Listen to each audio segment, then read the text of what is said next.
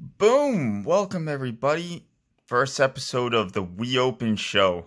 My name is Paul, sometimes known as PQ Fire, and today we've got our first opening, first giveaway. If we get to 50 likes and a bunch of subscribers, I will give away this beautiful, beautiful Sengir the Dark Baron to a random subscriber. We got 3 packs of Commander Legends to open today. Let's get to it. Now, these packs are pretty cool. We got the draft boosters here, a little bit different than original boosters. Got 20 cards each in them. Let's see what we get. Foil in every pack is super exciting. All right.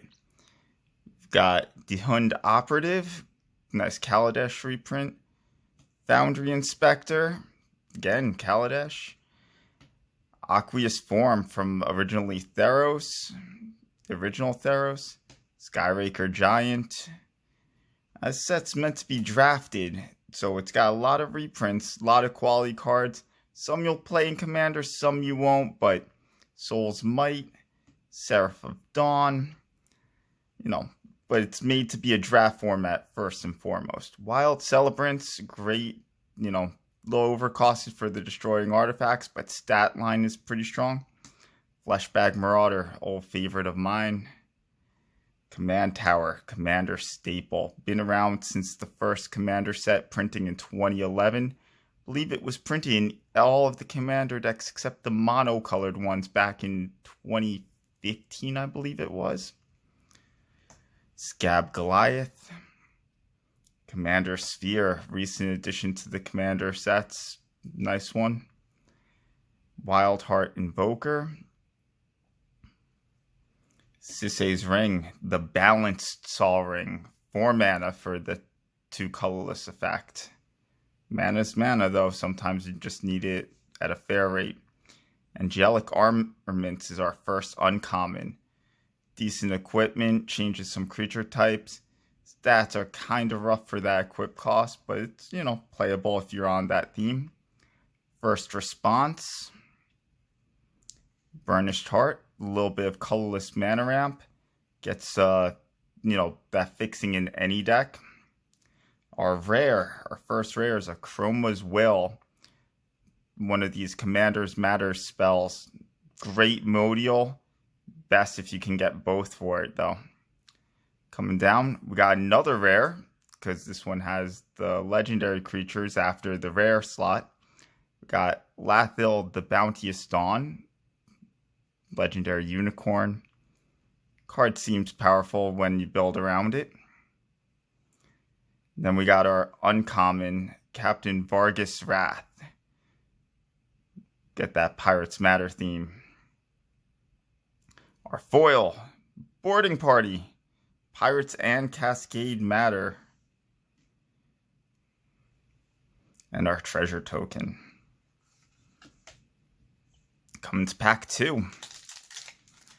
Not bad. Double rare pack 1. Pretty sweet.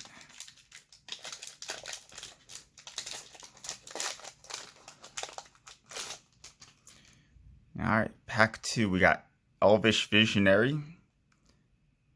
Briarblade Adept. Captain's Call. Strategic Planning.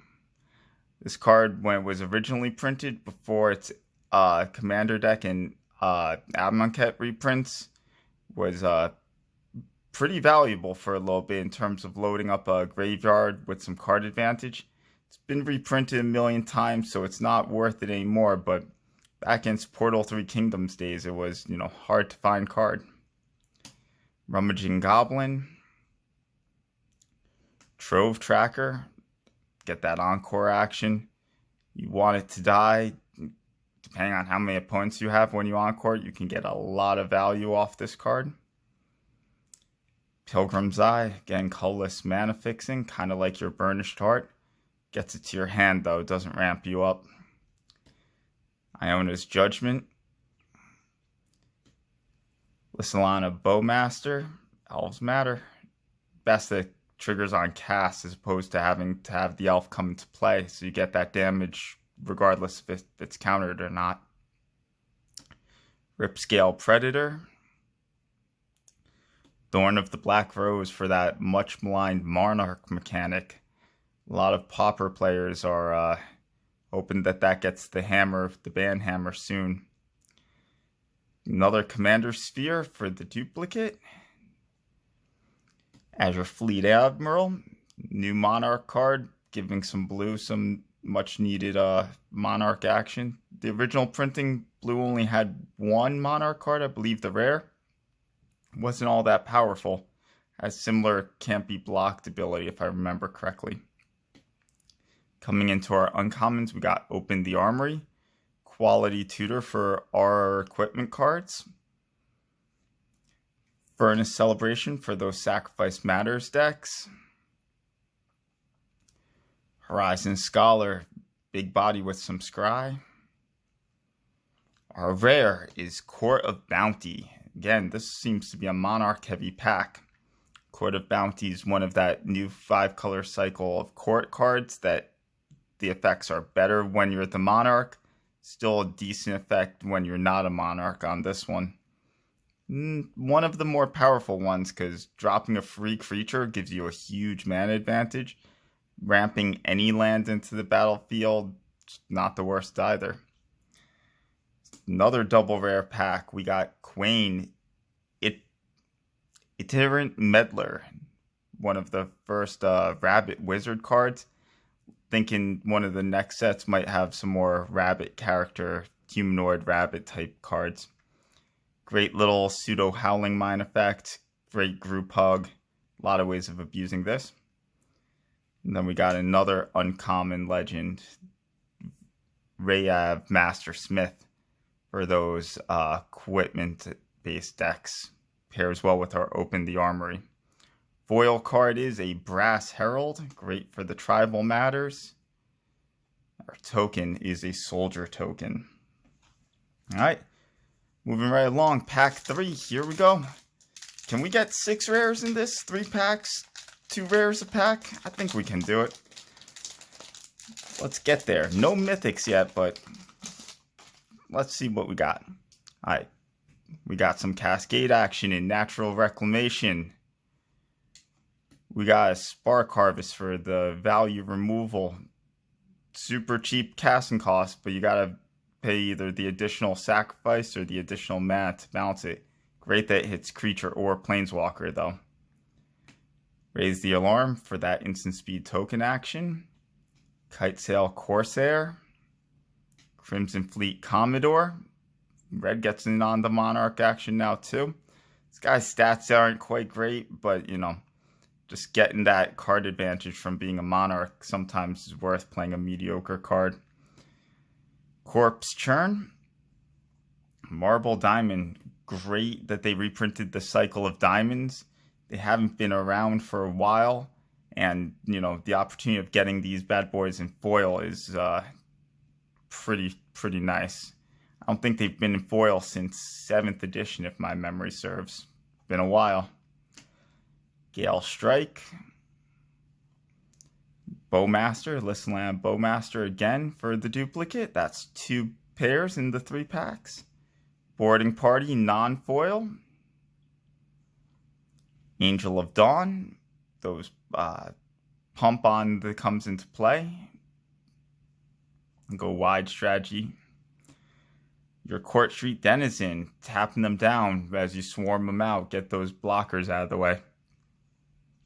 Great with flash tricks, even better with something like Call the Alarm, where you can use it as a defensive ability as well.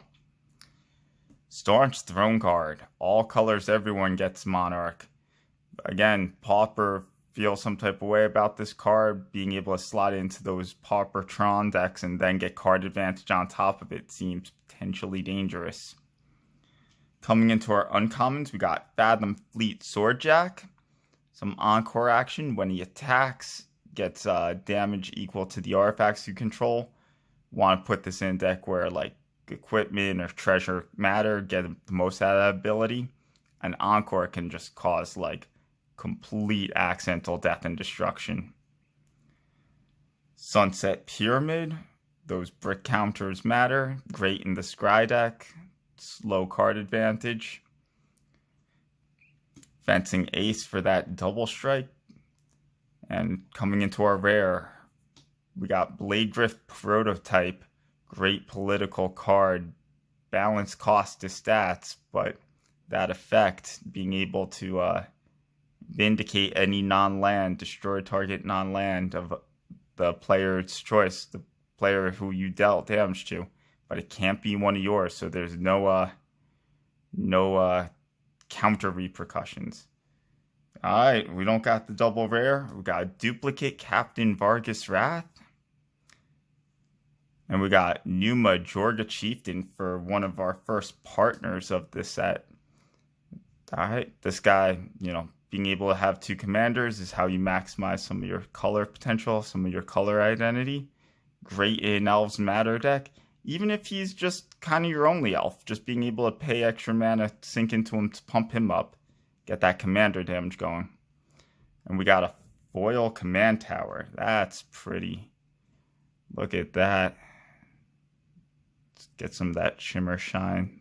Light's not cooperating. That's cool. And an elf warrior token to end the video. Alright guys. Remember, let's get those likes, get those subscribes, and a random subscriber will get this beautiful preview promo, Sengir the Dark Baron. Thank you for watching, and hope to see you next time on the We Open Show.